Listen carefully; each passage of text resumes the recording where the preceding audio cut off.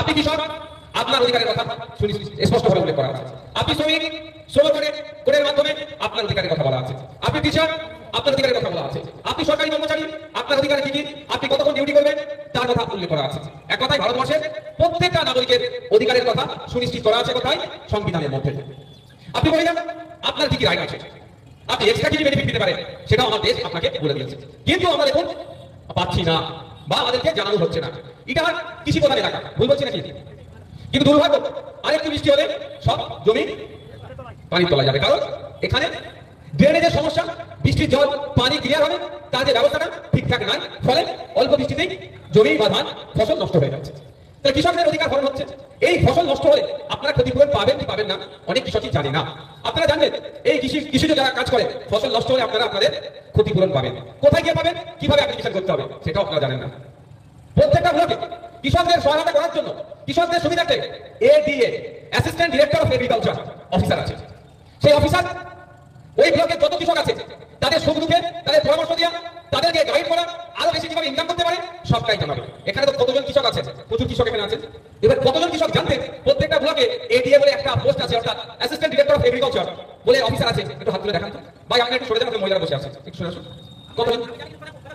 একজন আছে, একজন। এত কৃষক কতজন আছে হাত তুলুন তো, যারা কৃষক হাত তুলবেন, হাত তুলে দাম একটু হাত তুলুন। সিংহভাগ কৃষক, এর মধ্যে একজন জানে, তারপরেও বলছেন উনি ওনার কথা শুনে নিন। আগে কি এটা সমাধান করবো না এই বিষয়গুলো নিয়ে বলবো? আপনারা বলুন। আমি মন থেকে চাইছি আগে আপনাদের সমস্যার সমাধান করি। আপনারা বলুন কোনটা করবো।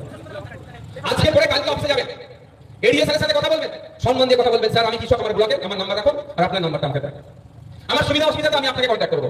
আর ব্লকে যখন সাবসিডিতে কৃষি যন্ত্রপাতি আসে, ফ্রির বিনামূল্যে চারা আছে, আমি কৃষক, গরিব কৃষক, আগে আমাকে দেবেন, আমার নাম্বারটা নিয়ে রাখুন।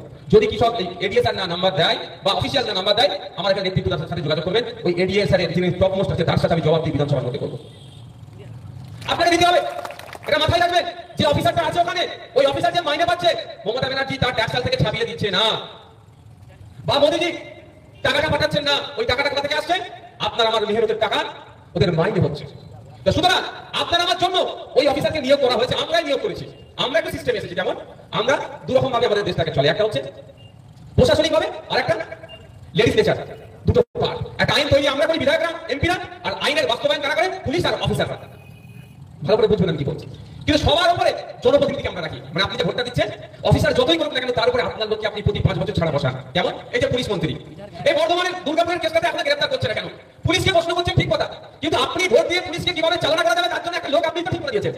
তাহলে দোষ আপনার না ওই পুলিশটা? আমি তো বলবো দোষ আপনার, কারণ আপনি পুলিশ মন্ত্রী ভুল লোককে ঠিক করেছেন। ফলে পুলিশ মন্ত্রীর নির্দেশনা এখনো যাচ্ছে না ওই বিজেপির বড় বড় যুব নেতাকে গ্রেফতার করার, পরিচয় গাঙ্গুলি বিজেপি নেতাকে। যদি আপনি ঠিক পুলিশ মন্ত্রী রাখতেন, তাহলে এতক্ষণ শিকারি মোড়া বীরভূম পুরুলিয়া থানাতে পিটিয়ে মেরেছিল ওই শিকারি মোড়াকে যারা খুন করলো, যে সব পুলিশের বিরুদ্ধে আমি নয়, যে অল্প সংখ্যক পুলিশ খুন করলো, তারা তাদেরকে চাকরি থেকে বরখাস্ত করে জেলের মধ্যে রেখে দিত। তাহলে আমি আপনি ভোট দিয়ে পুলিশ মন্ত্রী ঠিক করছি, তাহলে ভুল পুলিশ মন্ত্রী ঠিক করেছে বলে আজকে আমাদের এই অবস্থা। আপনি আমি ভোট দিয়ে ভুল কৃষি মন্ত্রী ঠিক করেছি, ফলে আমার কৃষকের পাশে মন্ত্রীকে দেখতে পাচ্ছি না। আপনি আমি যদি সঠিক কৃষি মন্ত্রী ঠিক করি, তাহলে কৃষি মন্ত্রীরা কি বলবে? যে আপনার কথা ভাববে। বারবার আমি কৃষকদের কথা পশ্চিমবাংলা বিধানসভায় তুলেছি, যে হরিয়ানার কৃষকরা মাস গেলে 15,000 টাকার বেশি ইনকাম করে, জম্মু কাশ্মীরের কৃষকরা মাস গেলে 12,000 টাকার বেশি ইনকাম করে, সব থেকে বেশি ইনকাম মেঘালয়ের কৃষকরা মাস গেলে 30,000 টাকার বেশি ইনকাম করে। আর পশ্চিমবাংলার কৃষকরা মাস গেলে কেন বিলো 7,000 7,000 টাকার নিচে ইনকাম করে? এর জবাব দিতে হবে। পশ্চিমবাংলার কৃষকদেরকেও অত্যাধুনিক প্রযুক্তি লাগিয়ে বিজ্ঞানসম্মতভাবে কৃষিকাজ করার যন্ত্রপাতি প্রোভাইড করতে হবে এবং কৃষিজ ফসলের ন্যায্য মূল্য দিতে হবে। তাহলে পশ্চিমবাংলার কৃষকরা মাস গেলে যাবো 10,000 12,000 15,000 উঠে ইনকাম করে, তার ব্যবস্থা সরকারকে করতে হবে। বারবার আমি বলার পরেও আমার আজকে কর্ণপাত এই জন্যই করেনি, কৃষি মন্ত্রী আমরা ভুল লক্ষ্যে বসিয়েছি। কৃষি মন্ত্রীর জায়গা দোস্ত আমাদের কৃষকদের, কৃষক বন্ধুরা যারা আছে সাবজেক্টের বাইরে গিয়ে বক্তব্য হচ্ছে, কিন্তু আমার কৃষিকাজ আসলে আমার একটা আলাদা কৃষকের প্রতি আবেগ চলে আসে। যদি আমার ফটো দেখলে দেখা যাবে কৃষিকাজের সাথে যুক্ত ছিল না, কিন্তু আলাদা একটা আবেগ চলে আসে। আপনার একটা কৃষক আছে 18 থেকে 60 বছরের নিচে কোনো কৃষক মারা গেলে 2 লক্ষ টাকা ক্ষতিপূরণ পাওয়া যায়। কেউ জানেন? একজন জানেন হাত তুলে দেখান তো। যে জানেন সে হাত তুলবেন, যারা জানেন হাত তুলে দেখা, এরকম করে দেখাতে হবে না, ক্যামেরায় বলে তাহলে একজন জানেন। কেউ জানেন? একজন, দুজন জানেন, তিনজন জানেন? বলুন। এখানে কৃষকদের সিংহভাগ জানে না। কেন জানানো হয় না? হয়তো আপনার পরিবারের কোনো কৃষক মারা গেছে 60 বছরের নিচে বয়স, আপনি জানেন না, আমার মতো নেতা তুলে জানলে পাবেন কৃষক ফার্মার্স ডেথ বেনিফিট। 60 বছরের নিচে কোনো কৃষক মারা গেলে 2 লক্ষ টাকা ক্ষতিপূরণ পাবেন, জানানো হয় না আমাদেরকে। কেন আইসিএফ বিকল্প রাজনীতির কথা বারবার বলে? আমরা আইসিএফ বলছি ভালো লাগলে ভোট দেবেন, নাহলে দেবেন না, কিন্তু আমাদের বক্তব্যগুলো কিন্তু শোনার চেষ্টা করবেন। আমরা কি চাইছি? আমরা চাইছি পশ্চিমবাংলার কৃষকের মাসিক গড়াই বাড়ুক। যদি মেঘালয়ে মাত্র 360 হেক্টর জমি থাকে, সেখানকার কৃষকরা যদি মাস গেলে 30,000 টাকা ইনকাম করতে পারে, পশ্চিমবাংলায় 80 লক্ষ হেক্টর কৃষি জমি থাকার পরেও কেন আজকে 7,000-এর নিচে ইনকাম করছে? পশ্চিমবাংলার কৃষকেরও গড় আয় বাড়ানোর ব্যবস্থা করতে হবে। যদি এখন 1,000 টাকা বেড়েছে, 1,000 টাকার মতো, কিন্তু এত রাজ্য আছে, 22তম রাজ্যে আমাদের কৃষকরা ইনকামে আছে। বুঝতে পারছেন কি বলছি? এখন 7,700 কত টাকা হয়েছে, আগে ছিল 7,000-এর নিচে। চিৎকার চাচামেচি করে করে করে করে এখন বেড়েছে। তো একা চিৎকার চাচামেচি করছি, এরকম যদি 20-30 জন একসাথে চিৎকার চাচামেচি করে, বাড়বে কি কমবে আপনাদের ইনকাম? তাহলে ওই জায়গাটা আপনাদের ভাবতে হবে যে আমাদের বলার লোক কোথায়? শুধু মুসলমানকে পাঠিয়ে দিলাম মুসলমানের কথা বলবে, দলিতকে পাঠিয়ে দিলাম দলিতের কথা বলবে, আদিবাসীকে পাঠিয়ে দিলাম আদিবাসীর কথা বলবে, এই ভাবনা কিন্তু জীবনে ভাববেন না। পশ্চিমবাংলা বিধানসভাতে 18 অধিক এসটি কমিউনিটির বিধায়ক আছে, তারা আমি জোর গলায় বলতে শুনলাম না যে পশ্চিমবাংলার জনসংখ্যার থেকেও বেশি কেন ফেক এসটি সার্টিফিকেট শুরু হয়েছে। আরে মুসলিম সম্প্রদায়ের মানুষ এসটি সার্টিফিকেট নিয়ে চাকরি করছে, এটা অন্যায় করছে না ভাই?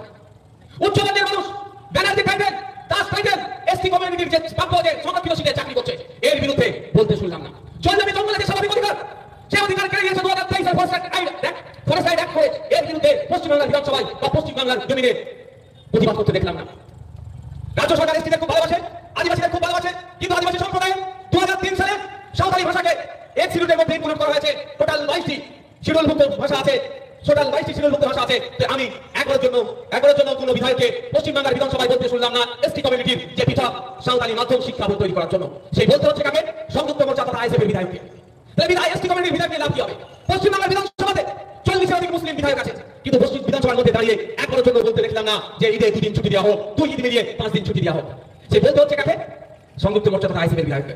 পশ্চিমবাংলার বিধানসভাতে এসটি কমিউনিটির বিধায়ক 60-এর অধিক আছে, তাদেরকে একবারের জন্য বলতে দেখলাম না যে ফেক এসসি সার্টিফিকেট এত ইস্যু করা হচ্ছে কেন, ওগুলো বন্ধ করা হোক।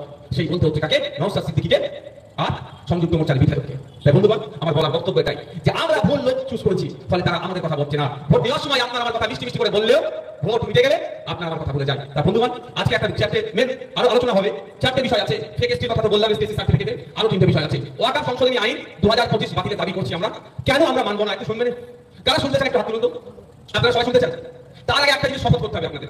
মাদ্রাসা, মসজিদ, ঈদগাহ, কবরস্থান হাতছাড়া হয়ে যাবে। আমরা আতঙ্কিত, চিন্তিত।